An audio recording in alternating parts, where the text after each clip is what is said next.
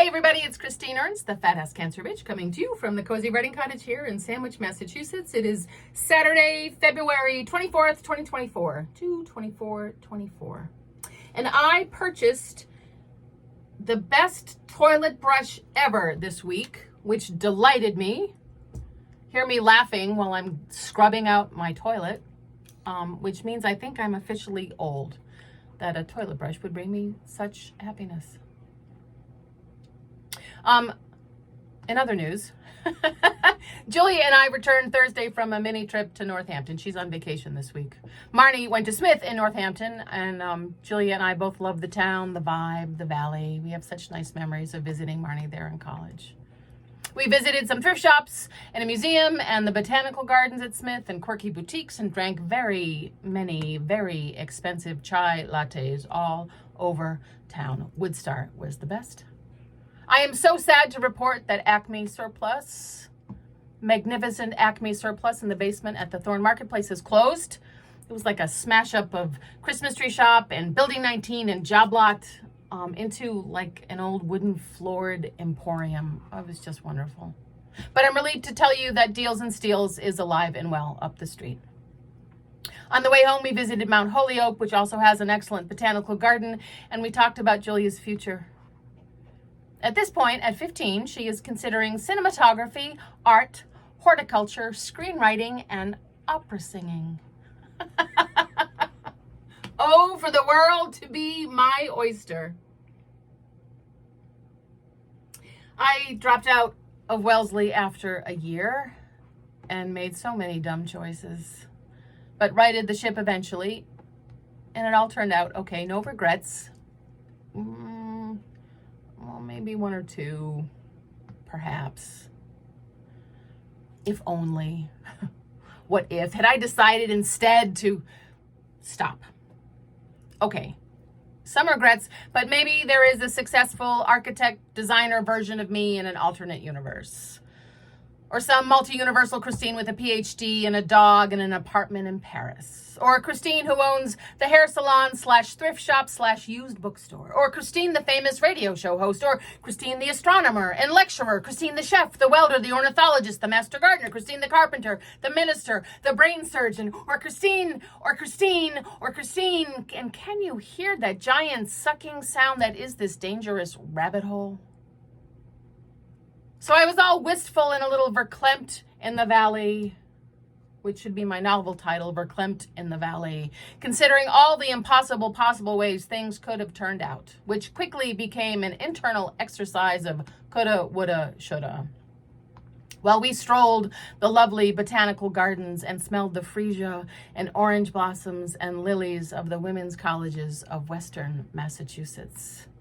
As I considered my past timeline and all its disappointments, and Julia considered her future timeline and all its possibilities.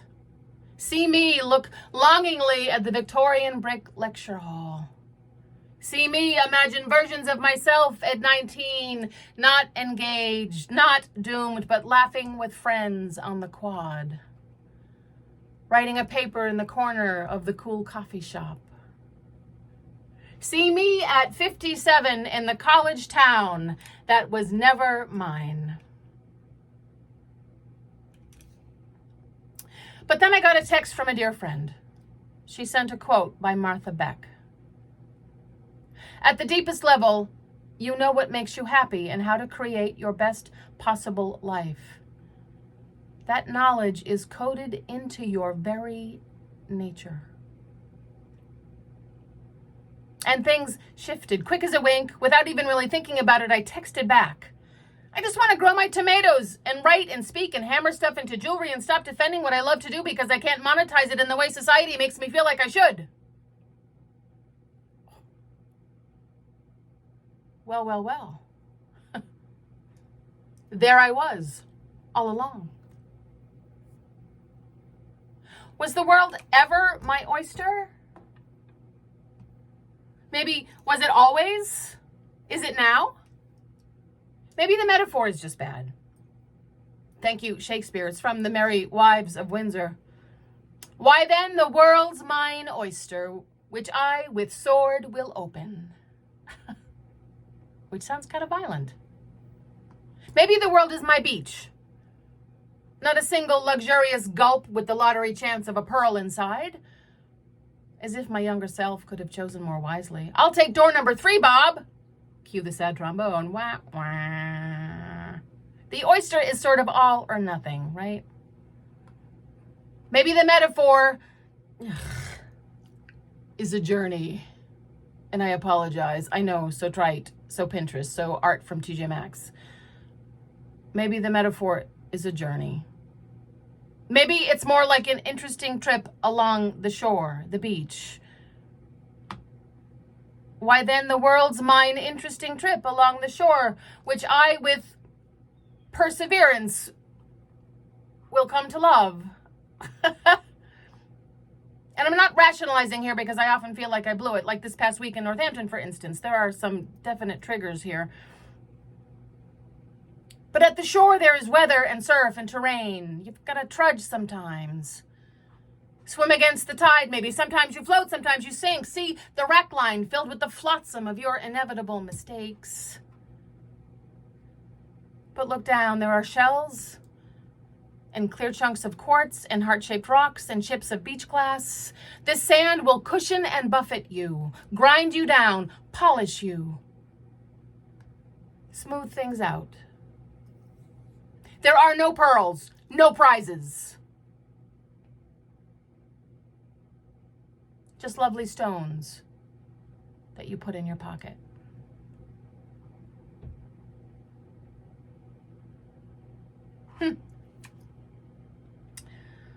I'm going to think about that metaphor for a while. I'm not going to paint it on a plank and hang it at my house. Don't worry. Coincidentally, there are piles of beach stones all over my house. I collect them and I deposit them. There's some here on the ledge. There's some above the kitchen sink. There's some in the bathroom, some on my nightstand. To remind myself of this journey all the time. A lovely stone in my pocket. Well, go to the beach, collect some stones, find some beach glass. Go to Market Basket and get yourself a beautiful, amazing new toilet brush, for Christ's sake. Whatever floats your boat. More beach stuff. Float your boat. Don't go back to a college town that wasn't yours and be wistful about it not having ever been a possibility on your timeline. There is no joy there, for sure. And don't let that kind of nostalgia rob you of joy. Man, I am an expert at that, let me tell you. You are beloved. And by that I mean, I am pulsing love out to every one of you who is listening to this, and thank you so much. And I hope you feel beloved by yourself, which is something I struggle with all the time, as you've just heard. It's work. It's constant work. And come as you are, because there is no alternative, as I've just also explained to you all, mostly to myself. You are unique.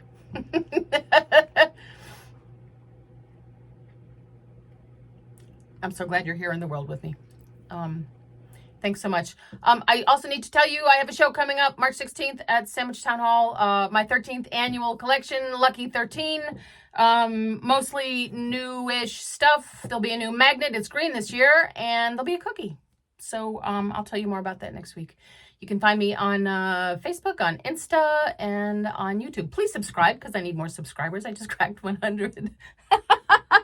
Which is a little more than the videos I've posted. So, Christine Ernst, FACB on YouTube. Be well, good folk. Keep the faith. Don't despair. It's going to be fine. Bye.